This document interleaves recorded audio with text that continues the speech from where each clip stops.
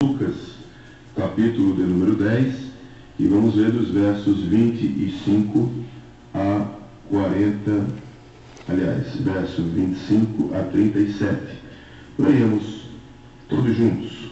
Certa ocasião, um perito na lei levantou-se para pôr Jesus à prova e lhe perguntou: Mestre, o que preciso fazer para herdar a vida eterna?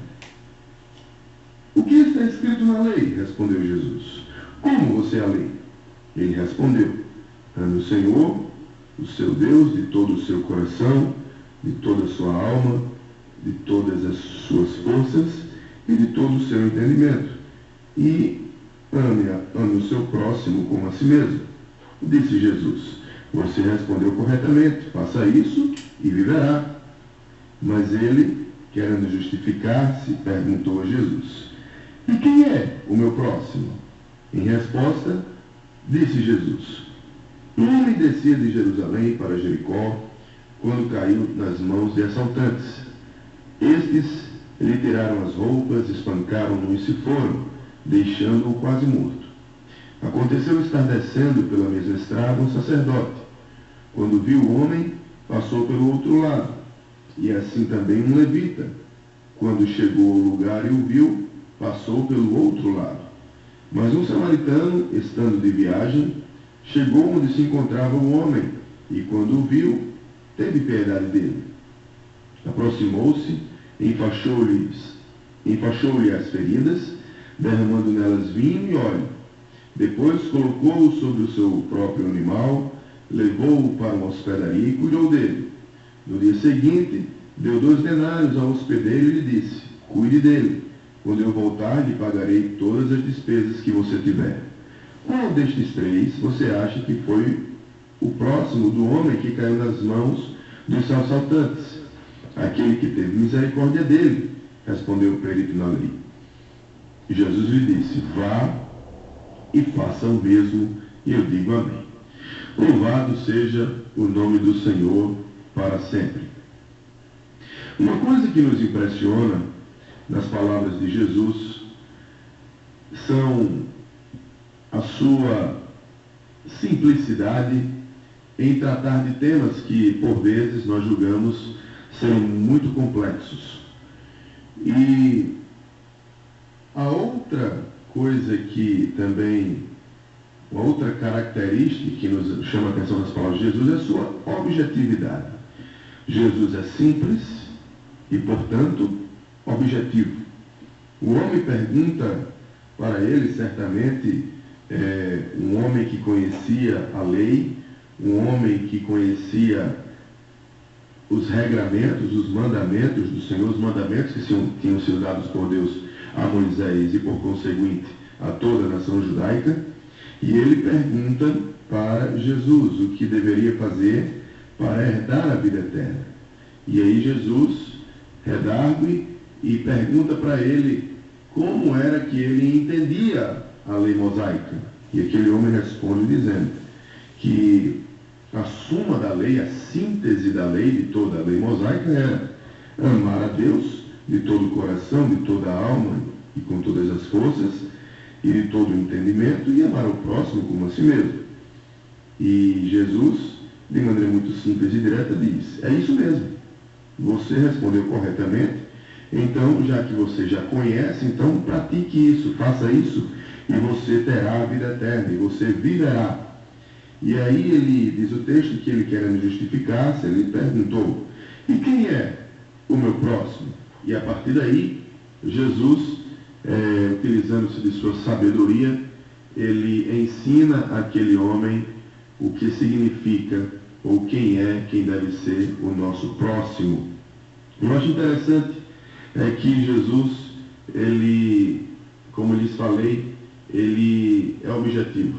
Ele não fica arrodeando para dizer o que precisa ser dito, mas nós somos pessoas que, por vezes, entendemos o que Jesus requer de nós, mas nós muitas vezes colocamos algumas dificuldades para cumprir, para obedecer, para praticar aquilo que o próprio Senhor Jesus requer de nós. E nós, muitas vezes, como esse homem, nós colocamos algumas dificuldades. E a dificuldade que esse homem colocou foi a seguinte: mas eu não sei quem é meu próximo. Quem é o meu próximo?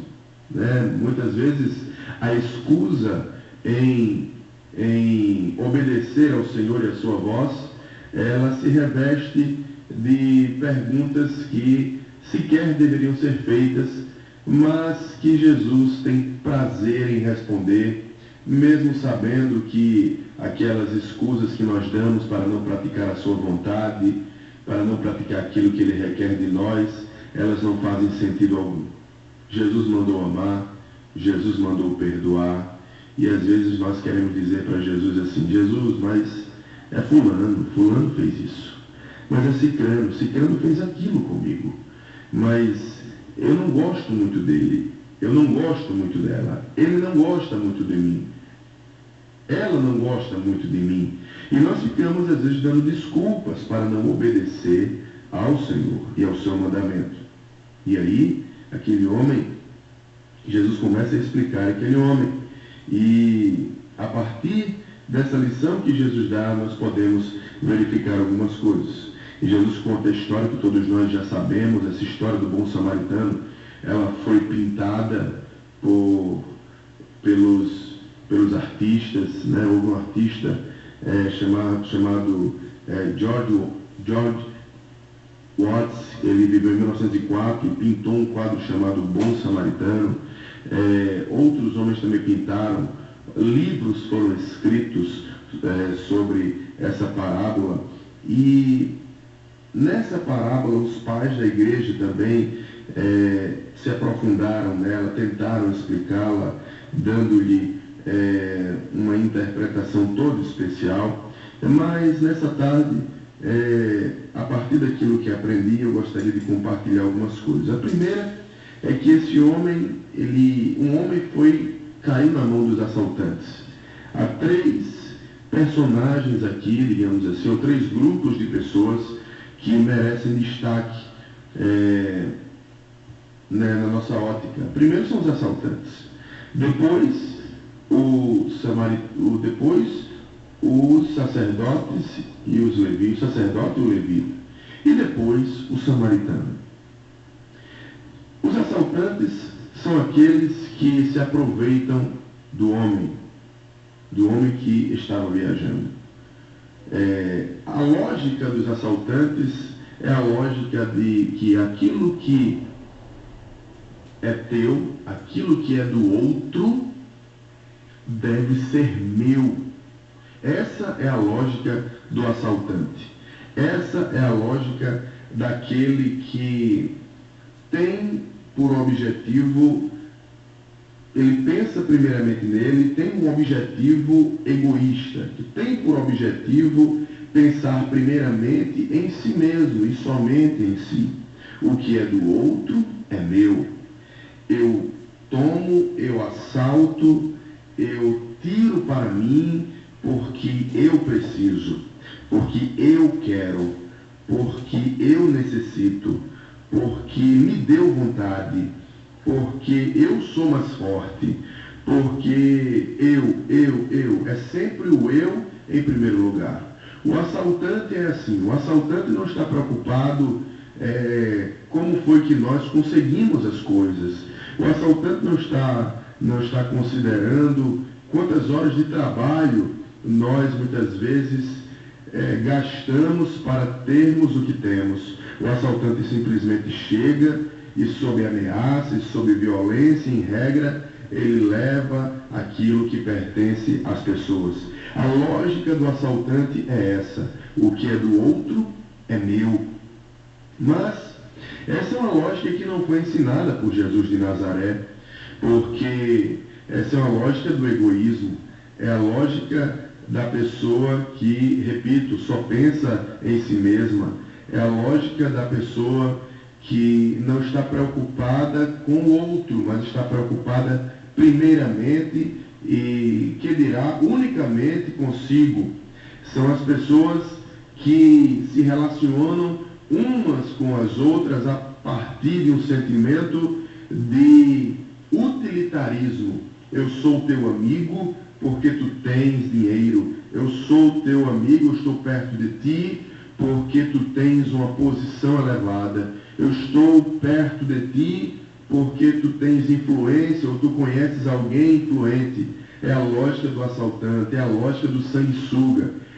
Pessoas assim são pessoas que não são aprovadas por Jesus de Nazaré, porque são pessoas que colocam o eu em primeiro lugar. Mas existe também uma outra lógica embutida nessa história. É a lógica do sacerdote e do levita.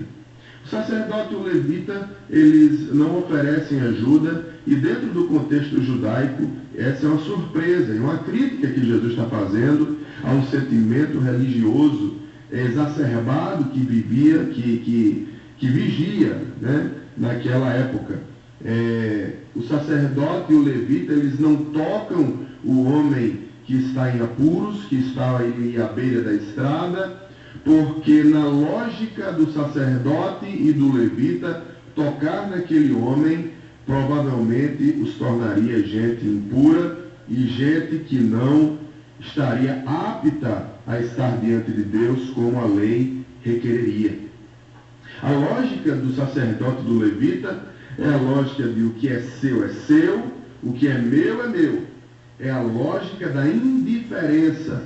É a lógica de alguém que, se por um lado não pensa somente em si, mas é a lógica também de alguém que não pensa no outro, que não está preocupado com o outro. É muito parecida com a lógica do assaltante, mas é a lógica da indiferença.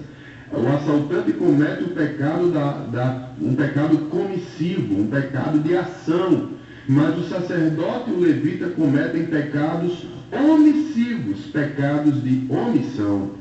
A lógica do sacerdote e do levita é a lógica do que é teu, o que é meu. Eu não me meto na tua vida porque eu não estou preocupado, eu não quero me envolver com os teus problemas, eu não quero me envolver com a tua situação, eu não quero me envolver com aquilo que você passa. Se vira para lá, Deus, cada um por si e Deus por todos. Essa é a lógica do sacerdote e do levita. É uma lógica também que é extremamente reprovada por Jesus de Nazaré. E isso ganha um contorno todo especial, porque se tinha alguém que elogiava os sacerdotes e os levitas, eram o povo judeu. Mas existe também nessa história uma terceira lógica, que é a lógica que Jesus enaltece, é a lógica que todos nós precisamos compreender. É a lógica daquele que ressalta, que evidencia uma ideia, a ideia de que aquilo que é meu é seu também. Louvado seja o nome do Senhor. O que é meu é seu. O que eu tenho, eu vou partilhar. O que eu tenho, eu vou doar. O que eu tenho, eu vou dividir. Essa é a lógica do samaritano. E o samaritano, no contexto judaico, é alguém que não é considerado pela sociedade judaica, porque era uma turma que eles entendiam como uma turma misturada. É um pessoal de sangue misturado, um pessoal que não era considerado puros, não eram considerados gente que merecesse credibilidade. Mas Jesus, ele faz questão de romper essa lógica da religiosidade exacerbada para indicar que muitas vezes aquelas pessoas que nós acreditamos que não têm nada de Deus são aquelas pessoas que de fato estão adorando a Deus, estão servindo a Deus e estão fazendo aquilo que nós, que conhecemos a Deus muitas vezes, que deveríamos fazer, não estamos fazendo. A lógica do samaritano é: o que é meu é seu. Eu quero partilhar com você a sua dor. Eu não quero relacionar-me com você a partir daquilo que você tem para me dar, mas eu quero me relacionar com você porque eu sei que tenho algo dentro de mim para te oferecer. Às vezes, as pessoas desejam se aproximar de nós e nos amam verdadeiramente. Às vezes elas não têm dinheiro para nos oferecer, elas não têm posição, elas não têm status, elas não têm influência, mas elas têm joelhos para nos oferecer. Elas têm uma amizade sincera para nos oferecerem. Elas têm amor no coração para nos oferecerem.